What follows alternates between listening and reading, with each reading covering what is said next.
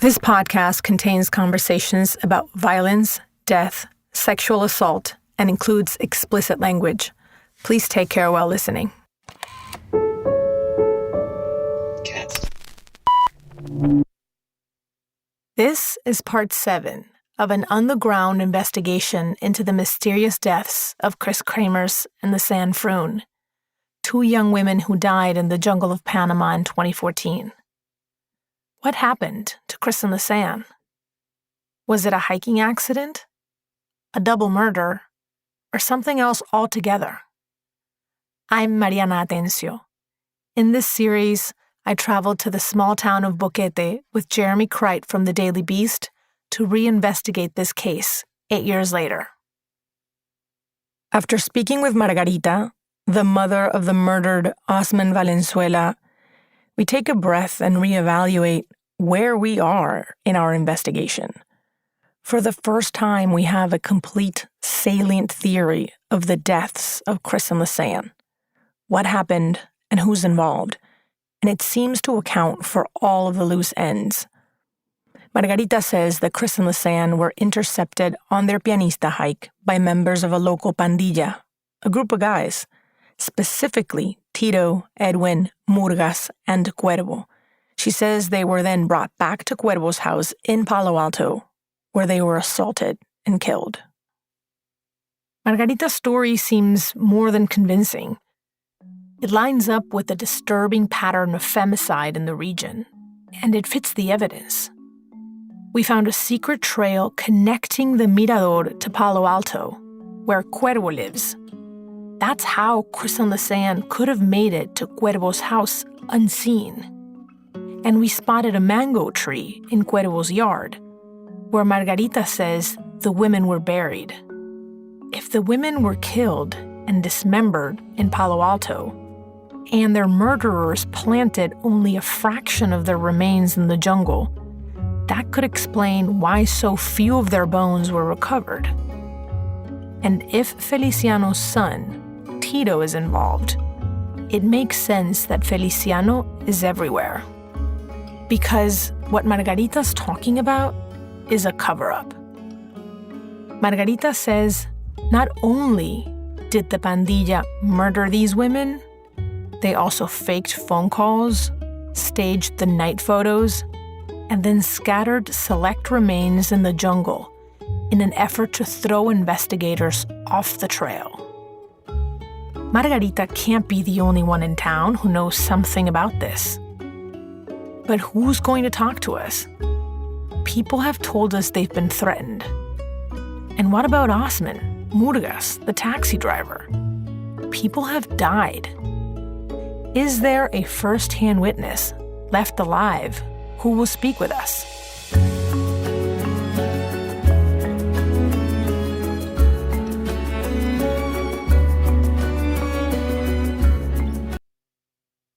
If Kris and Lisanne were murdered, like Margarita told us, that means their murderers went to great lengths to make it look like a hiking accident. And the question we keep coming back to is, could this group of guys, this pandilla, have pulled off an elaborate cover-up like this? We call Claire Ferguson, who's an expert in staged homicide at Australia's Queensland University of Technology, to help us out. So I'm a forensic criminologist. Most of my research portfolio surrounds homicides that have been staged or concealed to look like another type of death. Claire explains the basics of staging a homicide. She says staging goes a step beyond just covering it up. They're not just obscuring what actually happened. They're trying to set investigators, on a wild goose chase, basically. We ask Claire about the pandilla's possible manipulation of the phones and camera. She says, sure, it's very common for offenders to delete incriminating data from victims' devices. Crime scene staging 101 is deleting things from phones. Many offenders do that. They know that that's a sort of first port of call in terms of an investigation is going through a victim's phone. In terms of like planting things on the phone, you would see offenders pretending to be the victim so that it obscures that timeline of when the person was last seen alive. That's exactly what we were told these guys did. Deleted photos from the camera and then staged failed emergency calls over the course of 3 days to make it look like Kris and Lisanne got lost in the jungle. But Claire says there's a problem. It has to do with the timing of the initial calls. So the last picture that we have on their camera is at about 1:54 p.m. and the first emergency call happens at 4:39 p.m. local time. Yeah. So that would make sense in an innocent scenario. Like an accident. That gives Kris and Lisanne 2 or 3 hours to run into a problem in the jungle, try to fix it on their own, and then call for help. Twice. Once from Kris's phone, and then 12 minutes later, from Lisanne's. But in a homicide scenario, this timeline makes less sense.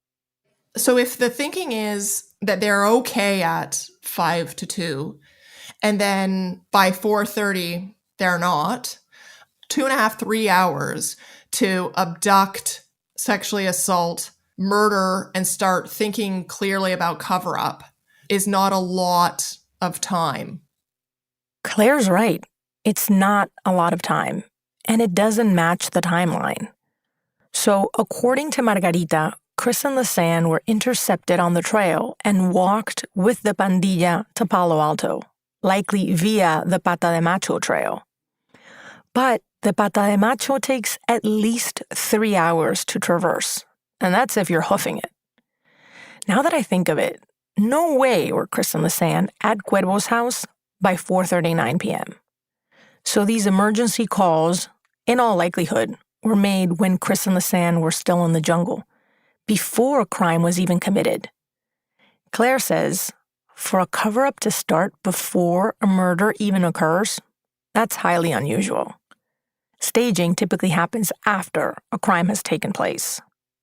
They've killed the victim, they're cooling down a little bit, and they're now able to start thinking about, oh no, how do we create a scenario that isn't going to end with us being in prison? But the phone logs tell another story. Those calls were probably made before they got back to the house. That leaves really only 2 options. One is that Kris and Lisanne knew they were in trouble and somehow both independently managed to sneak off and try to call for help. The other possibility is premeditation. That someone in the pandilla made the calls on purpose. So this would require some level of forethought and planning. And it also means that from the jump, they had bad intentions for Kris and Lisanne, right? Because on the trail already, they are manipulating. Pretending right? to make calls. 8 failed calls were logged over the course of 3 days. Faking those calls sounds doable, actually. Back at Cuervo's, we lost reception about 100 yards from the house. That's not much of a hike. We were told that they have knowledge of the wilderness area and that they deliberately made the calls because they knew there was no signal as part of the staging process. But what about the night photos? Margarita says the night photos were taken by Edwin to throw investigators off track. But would Edwin have really spent 3 hours in the jungle, in the rain, taking 100 pictures of a bunch of rocks just to confuse police? Who does that? And what about photo 580? It sure looks like that's Kris's head in that photo. And let's just say it doesn't look like a picture of someone who suffered a severe beating and was then buried in a bag for a week, which is what Margarita says happened. The hair looks clean. There are no obvious signs of trauma. did the pandilla really stage this photo of Kris after she'd perhaps been dead for days? Now, that's an incredible detail to think of if you're faking those pictures, right? Like, that really is Moriarty shit right there. But, I mean, you could do it if you had her hair, which is just a terribly gruesome thought, but yeah. Claire says when a group of people commits a crime, they typically don't engage in this level of subterfuge. That is generally not the type of offender group that's going to bother with staging. What you commonly see in those cases would be just trying to hide the body completely and forever. That brings us to the scattered remains. And of course, the backpack, discovered in fairly decent condition 2 months after the women disappeared. Claire finds it odd that the offenders would go to the trouble to plant this evidence 2 months after a hypothetical crime, assuming the bodies in the backpack had been successfully concealed up to that point. Unless they are being suspected, and they know that they're being suspected, what benefit is there in moving the materials from a place they can protect to a place that they can't protect given that risk? So it's possible the pandilla did think they were being suspected. Maybe they got spooked by the investigation and decided to plant the evidence in the jungle. Still, Claire's not convinced that additional folks, like Irma and Luis, who discovered the backpack, would be roped into the conspiracy after the fact. That's just a lot of people in on one secret, Claire says. You wouldn't see a group of 4 people commit a crime and then recruit another 2 to also be involved in the staging or in like subterfuge. The more Claire pokes holes in the homicide theory, the more it gets me thinking. Did these guys really think that far ahead? We're talking about premeditating a sophisticated cover-up before the actual crime was even committed. Think about it. If the pandilla staged these calls and photos, that means they were already preparing for the phones and camera to be found. Who thinks of something like that on the spot? Have you experienced cases where ordinary seeming perpetrators are able to pull off really complicated staging events? No. And I haven't seen any type of like advanced manipulation of electronic data like that. It's just not the type of thing that these offenders do. So after talking with Claire, it's looking harder and harder to accept certain details of Margarita's story. Particularly how she says the pandilla staged the scene. The manipulation of the phones and the camera, the deliberate planting of the backpack and the remains. It just seems unlikely that this group of 20-something guys from the neighborhood would be criminal masterminds. But then again, how much thought does it really take to realize 2 tourists are going to be missed, and you might have to start creating a false trail? Sure, women go missing in the stretch of Panama all the time. But 2 young, white, European tourists? That was sure to call attention. Here's the thing. If Margarita's story is true, then the only people who know for certain what happened in that house are Edwin, Tito, and Cuervo. It's highly unlikely we'll get any intel out of these men. We've already met Edwin, the smart one, the ringleader, the octopus, who apparently knows where to find weed. We've heard Tito might be a violent drunk. I don't know that we want to get near him. I especially wouldn't want to run into him in a bar. And Cuervo, well, it's his house. He was probably watching TV when Jeremy was sneaking around looking for a mango tree in his yard. That leaves one more potential eyewitness. our last hope at figuring out what happened. The indigenous man who works for the Cuervo Saracen family also assisted with digging the grave. So it'd be nice to find that gentleman. It would be nice to find him. He's also the likeliest to come clean, for a few reasons. First off, there's a big difference between participating in a crime and helping to cover it up. He wasn't involved in the alleged sexual assault or murder of Kris and Lisanne, so he has less to fear by coming forward, especially if he felt threatened or pressured to participate as an employee of Cuervo's family. It's likely he would be able to cut a deal and get protection. But first, we need to figure out who this guy is.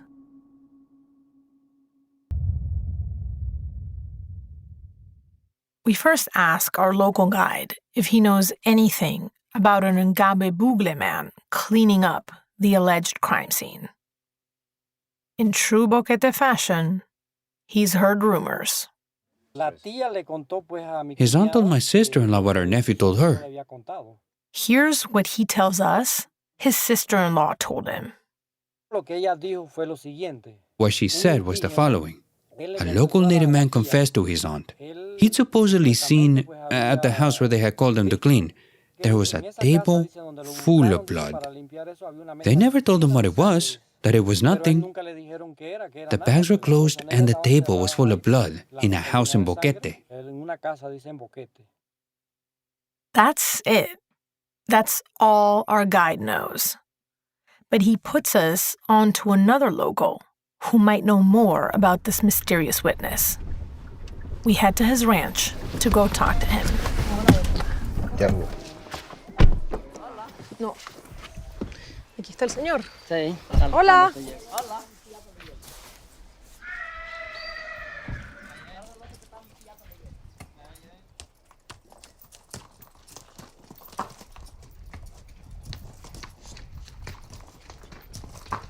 Our interview gets off to a rocky start.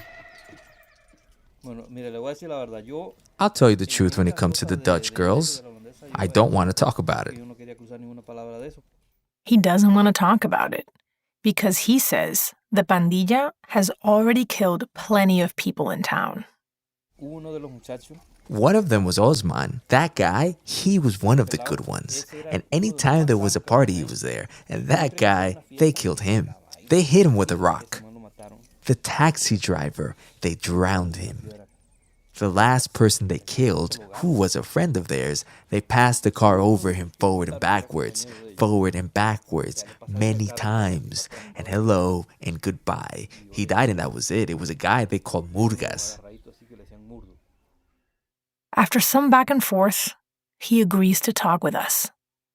And we assure him we'll disguise his identity in this interview. Ironically, he's not worried for his own safety. He's worried about the safety of his family and what he would have to do if they were harmed. I have a family. Let's say they killed one of my children or grandchildren, and I know it's one of them. I know myself. I would have to kill all of Henry's family. Henry. That's Tito. Henry is a friend of mine. Well, I know him, yes. He's a horrible person. He's crazy. He's a violent person. He also knows Edwin. He's demented. That guy, he's rotten. That man is damaged. He's always on drugs. We press him for a more complete list of who was involved in the deaths of Kris and Lisanne. Henry, the Sabrosón, a guy who is dark-skinned and very tall. They call him Sam John. He names Tito, Edwin, and Sam John, but not Murgas and not Cesar Cuervo.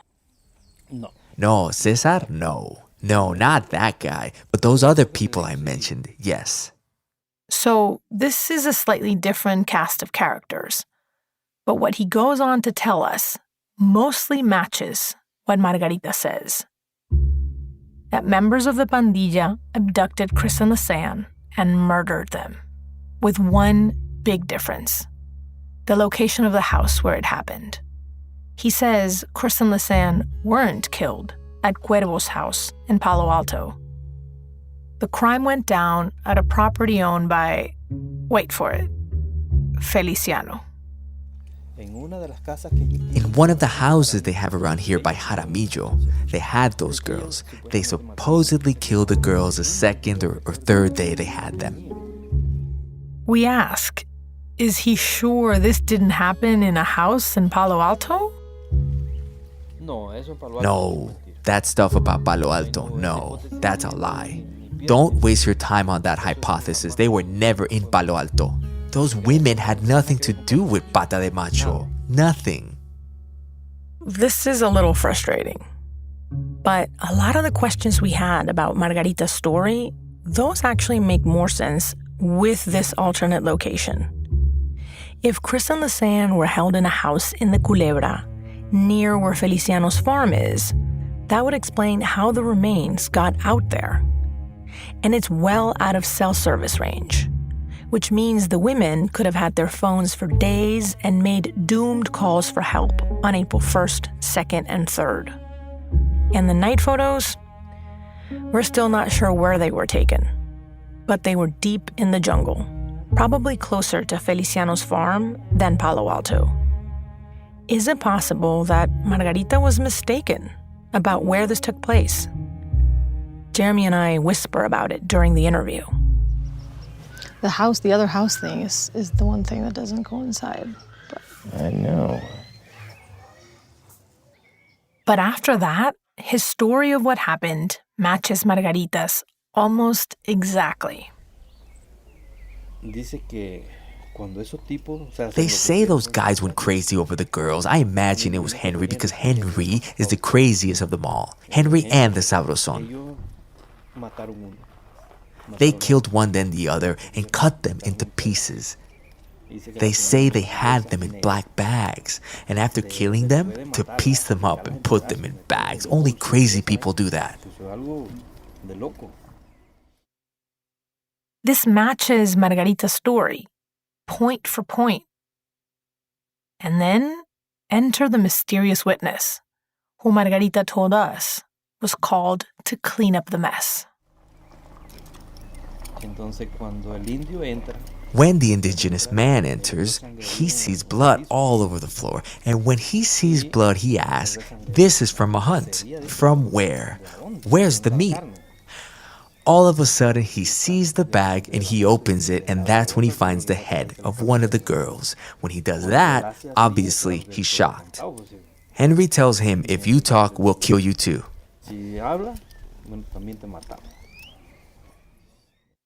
We ask how he knows this. Who told him? Well, he says the Ngabebugle man first told his sister. He comes to his sister scared, and he tells his sister what happened. He tells his sister that they were gonna kill him if he said anything, but his sister didn't keep it under wraps. She told some of her colleagues. And from there, it spread. That's how he found out. And he knows more. He says the Ngabebugle man still lives nearby, in the jungle near Alto Romero. And if we can get to him, he's our best shot at cracking this case. He's the only person that can open this tamal. I'm more than ready to go talk to this guy. But how do we get to him? Look,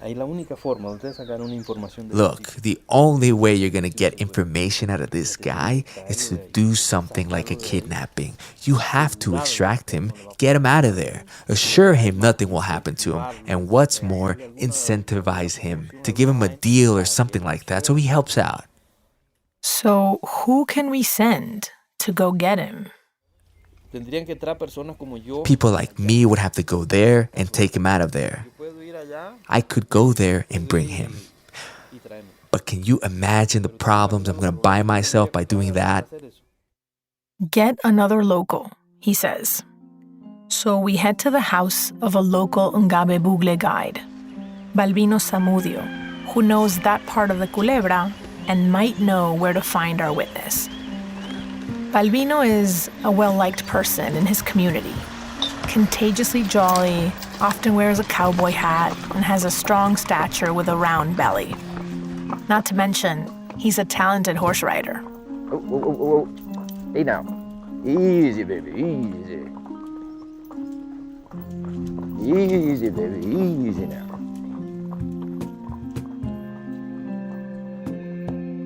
Turns out, Balbino knows exactly who we're talking about. This mysterious Ngabe Bugle man. In fact, he helped track him down once before. He says that back in 2014, he was a guide for the Panamanian Justice Department. You were a guide for the Justice Department. And can you tell us what happened? El jefe de la DJ The head of the Justice Department me mandó a mí con dos, sent Balbino with 2 agents sí, a hacer una entrevista a... to interrogate. They found him near Feliciano's farm. What happened when they tried to talk with? En el momento que estaba la entrevista, llegó González. Feliciano González. Feliciano González. Feliciano González showed up during the interrogation. Se puso muy bravo. He was very angry. Él pensó que eran gentes normales, pero cuando él vio que habían aquí, él bajó el temperamento. At first he thought they were just regular citizens and his temper was on full display, but then he saw their badges and he toned it down a little bit. What did he actually say? Él dijo que por qué estaban preguntando más sobre el caso si ese caso ya estaba enterrado, ya no. Why are you asking about this case when this case is closed, is what Feliciano said to the agents. Entonces él quería cortar rápido para... He wanted to cut short the interview with the interrogation with... And it sounds like Feliciano was successful. He ended the interview and ordered the agents off his property. Bueno, yo le veo que él es como una persona muy astuta y... He's a very smart man. No sé, no puedo decir que sea peligroso, pero se le nota algo. Okay, I can't exactly say he's dangerous, but there's something about him. Sí, yo siento que sí sabe, pero Feliciano siempre lo tiene instruido para que oculte. He thinks knows something Feliciano doesn't want him to talk. Para mí, que no hay crimen perfecto y se debe investigar hasta llegar con el punto. He says there's no such thing as the perfect crime and that we should continue to investigate until we find out the truth.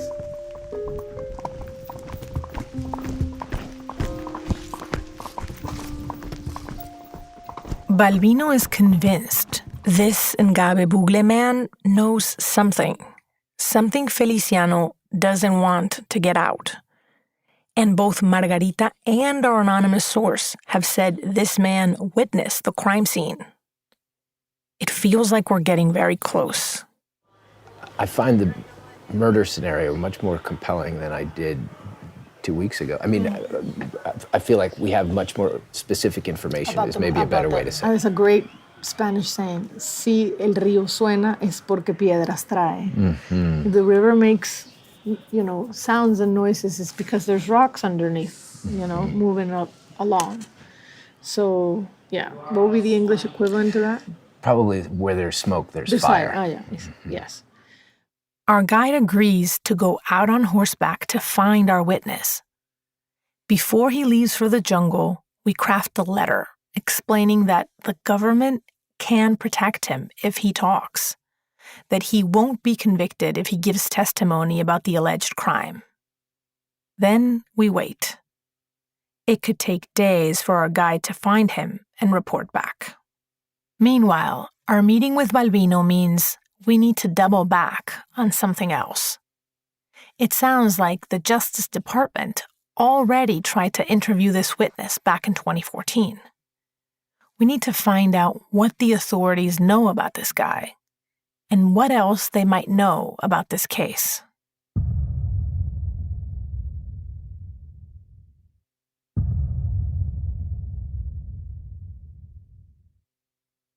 We're only able to secure an interview with a detective from the Kris and Lisanne case if we don't reveal his name. So we won't, and we have altered his voice as well.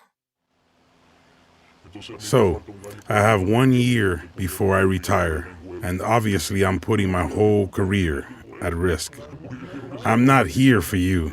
I'm here for them, because I want justice for them, because I have daughters. I live here, and it's hard to hear this over and over and have your hands tied, to not be able to do anything. We tell him we've heard rumors that Kris and Lisanne were seen with a group of guys from around town. Maybe at a house in the Culebra or in Palo Alto. Does he remember anything from the investigation that might corroborate that? What he says shocks us. The community knows about this information, that the Dutch girls were at a party in the area of Palo Alto in a house, a cabin in a precarious condition. A cabin, well, not a nice one. And that at the cabin, there was consumption of alcohol and consumption of drugs. Are we hearing this correctly? The police knew about this party in 2014? This detective, who was working on the case at the time, says an informant approached police with details about the party. Who was there and what went down? Certain things got out of hand for the people who were at the party with the Dutch girls, the missing girls. And certain things happened which resulted in deaths. Sex, drugs, music. That's the information that was circulating around. We ask him, who was there? Yes, names were mentioned, such as Sabrosón, Sam John, Murgas, the son of Feliciano, who is a tour guide. And he was even the same tour guide who was going to take the Dutch girls to the places they agreed on. He just named the same guys, the same pandilla we've heard about from several others at this point. The same guys we've been investigating all along. This isn't just neighborhood gossip. This isn't a grieving mother offering a possible motive for the murder of her son. This is a cop, a police officer who worked on this very case, corroborating significant elements of this story. He says it should all be in the report. The investigator and another person prepared a report and submitted it to the public ministry. They mentioned these names. These names mentioned places, mentioned dates, mentioned events of how the party actually took place. So, a full report. A report naming Edwin, Sam John, Murgas, and Tito as partying with the Dutch women in Palo Alto was submitted to the prosecutor's office. Wow. So there should be an official record that matches what Margarita and our anonymous sources have told us about Kris and Lisanne partying with the pandilla. But here's the thing. We've scoured the 3,000-page case file for this report, and it isn't there. How could this be? We asked the cop what could have happened to it. He says when the report was submitted, it was obvious the prosecutor's office wasn't super happy about it. They were unsatisfied with the report because it went against the main line of investigation. Well, what happened to it? That's a good question. It would be interesting to investigate if that report was incorporated into a larger file. I haven't had access to the report. It's with the prosecutor in charge. Where on earth is this report? It's a report that names the potential suspects and places them in a house in Palo Alto with Kris and Lisanne, the same house where the women may have died. But the detective says the prosecutor's office never pursued this line of investigation. Panamanian authorities officially closed the case about a year after Kris and Lisanne went missing. Accidental death, dragged by the river, case closed. No mention of these guys. It's like it never happened. But something did happen. Margarita's son Osman was murdered. A police report was filed, and now it's missing.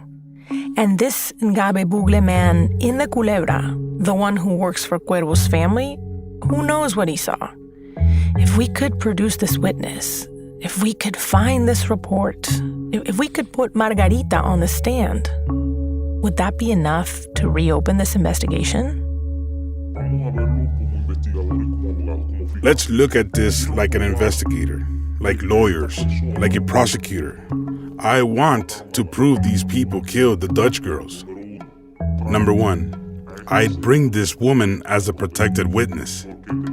Why do you think they killed your son? Because he was involved in this, and this? Number two, the information Murgas gave her.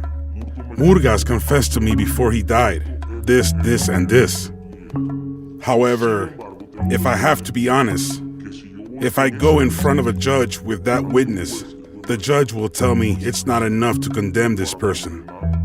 So we're left in the air. That's where we need a first-hand eyewitness.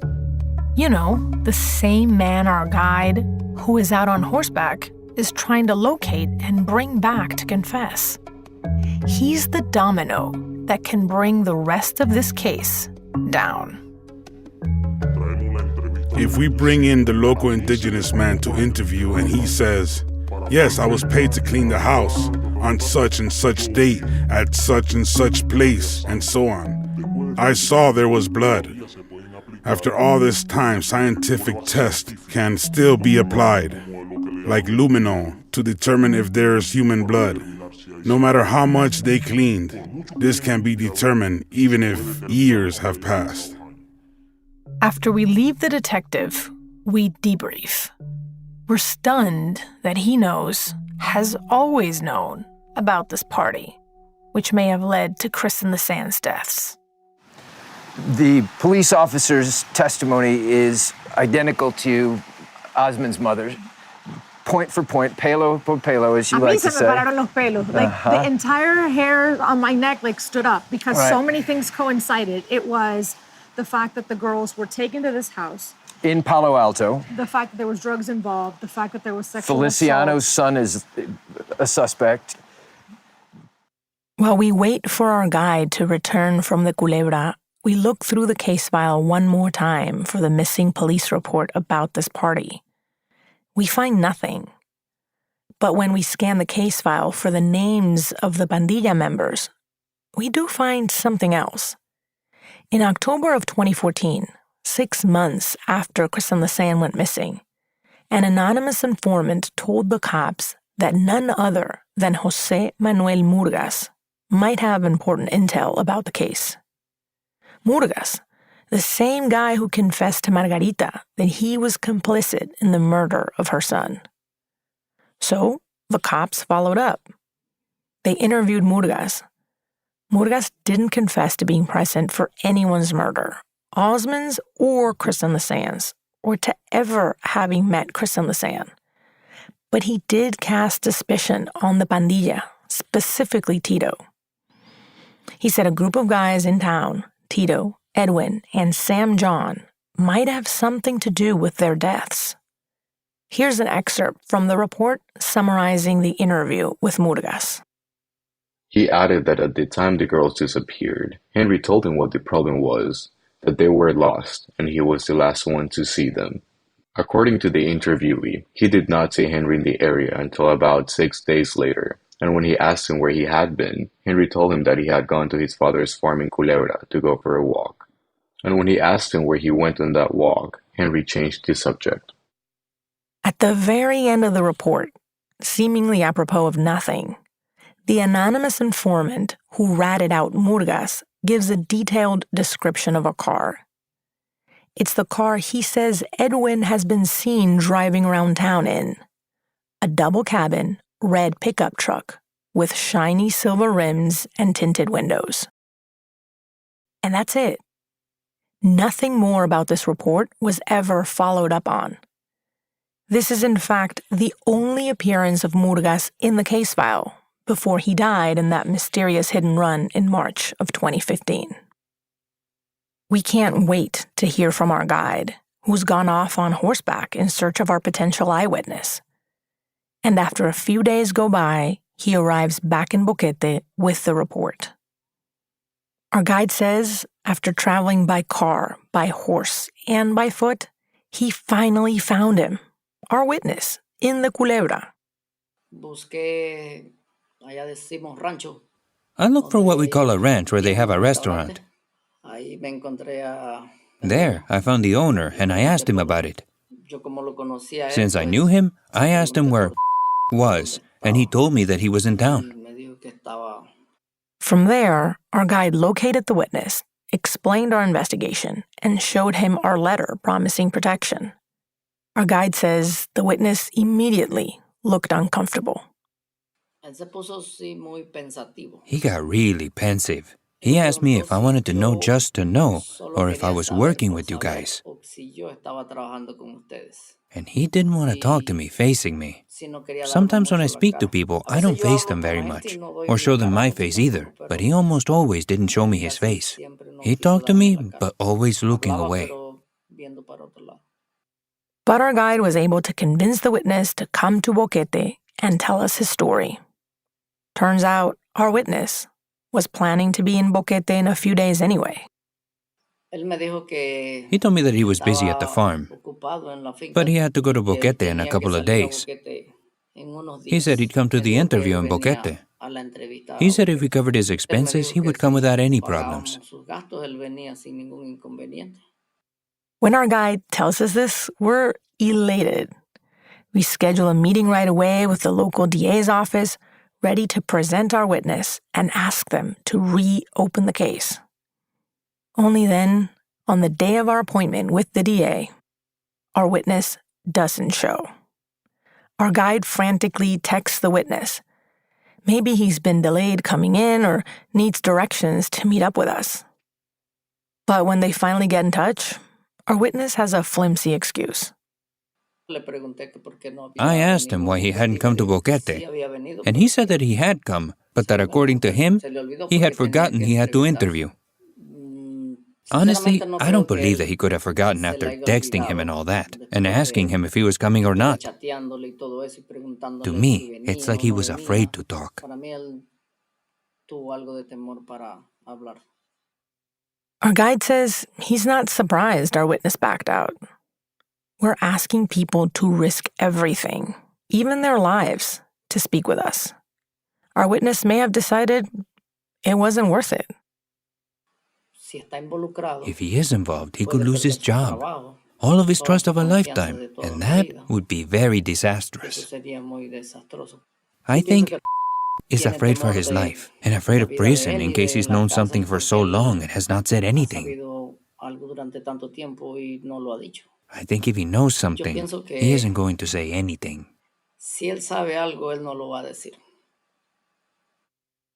Look, I get why he doesn't want to talk to us. But this whole runaround makes me believe that he does know something. That something terrible happened to Kris and Lisanne. If he doesn't know anything, why not just say that? Why agree to this interview and then ghost us? He's the only person who can confirm or deny these rumors.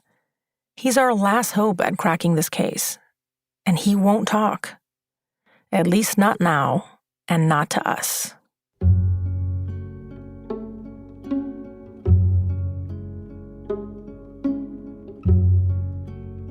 Down a witness, we go through with our meeting at the DA's office anyway. When we get there, we learn that Panama has a new top prosecutor, but most of the other staff investigators were working out of this office when they ruled Kris and Lisanne's deaths an accident. So, what are we supposed to do? Breeze in without evidence and demand they reopen the case? Tell them they did an incomplete investigation? Lacking an eyewitness, there's not much we can say to convince them. they will laugh us out of the office, which is pretty much exactly what they do. With our cleanup witness refusing to speak to us, we give it a final shot. Betsaida Piti. She was the top prosecutor when Kris and Lisanne went missing, the highest-ranking official with the final word on this case. She would know what happened to the missing report. I mean, she could be the reason the report is missing. But maybe not. We just want to know what happened. We try several times to contact her, but she declines to be interviewed. Well, sort of. She says she'd be happy to speak to us, if she's compensated.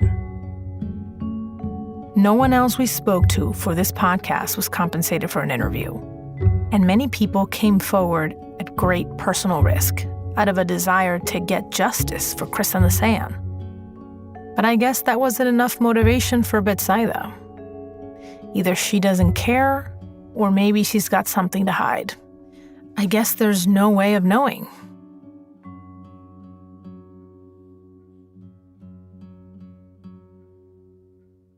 We're nearing the end of our reporting trip in Boquete. We've been here for weeks and talked with dozens of people and gone way over budget on our trip. But I still feel so far away from knowing for sure what happened to Kris and Lisanne. It's possible it was an accident, that Kris and Lisanne went beyond the Mirador on April 1st and got off trail for some reason. They tried to call emergency services, but never regained cell reception. Search teams, who never searched the jungle beyond the trail, never found them. They eventually succumbed to the elements, and their remains were scattered, probably by animals, all along the Rio Culebra. But if that's what happened, how did Kris's one rib bone get bleached? How did missing photo 509 get deleted? And why didn't the women leave any sort of note? Why did so many young men die mysteriously after Kris and Lisanne disappeared? And why are so many people in Boquete convinced this was a murder? It's also possible Kris and Lisanne were assaulted and murdered. Victims of femicide, just like so many other women in the region. It's possible a group of guys, a pandilla, intercepted them the day of their pianista hike and killed them.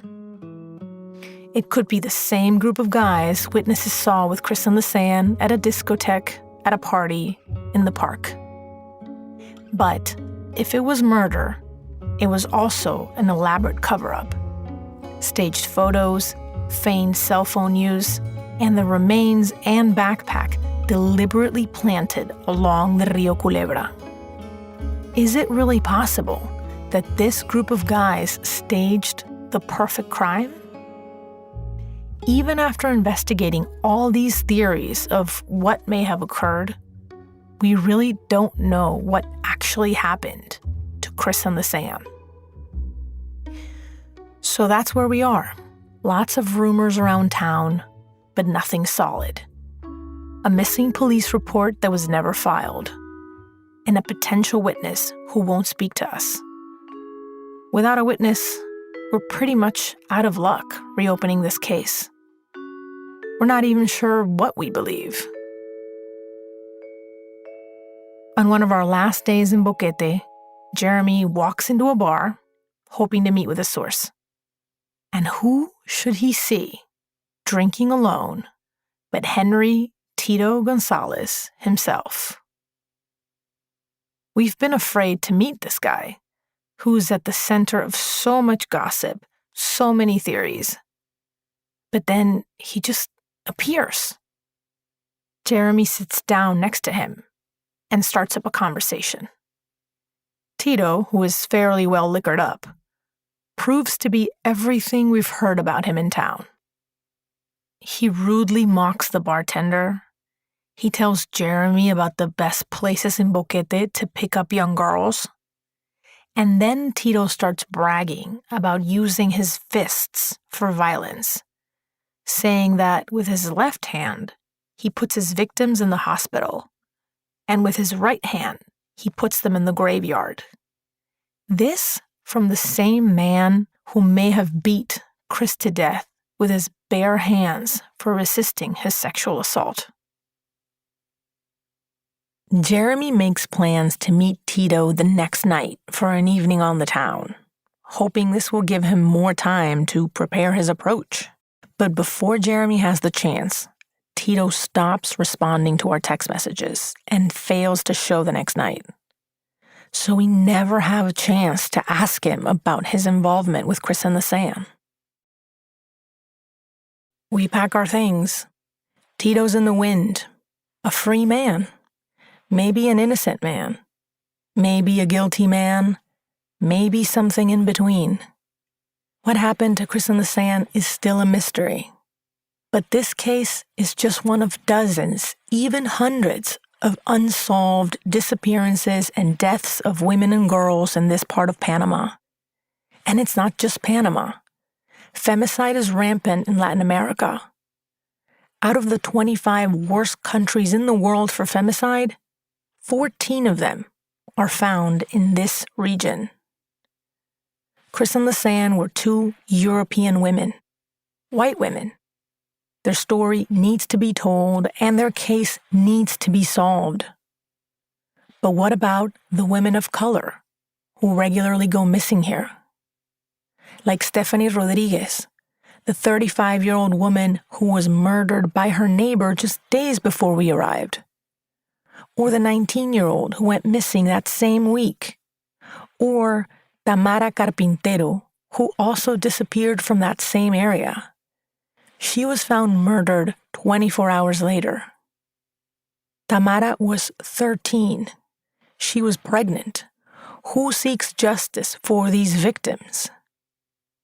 I hope that this story, this podcast, this investigation can help bring attention to the larger problem of femicide in this part of the world.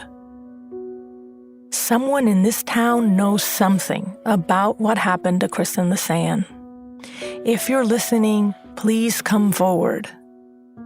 Por favor, si saben algo, hablen.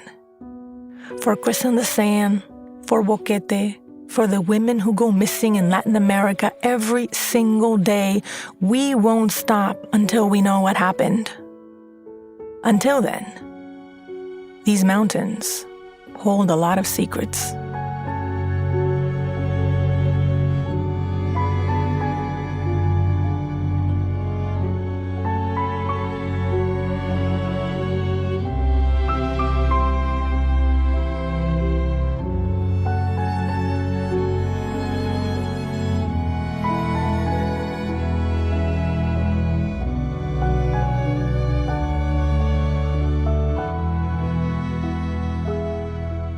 Lost in Panama is hosted by me, Mariana Atencio, with original reporting by Jeremy Kryt and Mariana Atencio. Chief Investigative Correspondent, Jeremy Kryt. Written by Jeremy Kryt and Trent K. Maverick. Produced by Trent K. Maverick. Executive producers, Colin Thompson, Julian Favre, and Jeremy Kryt.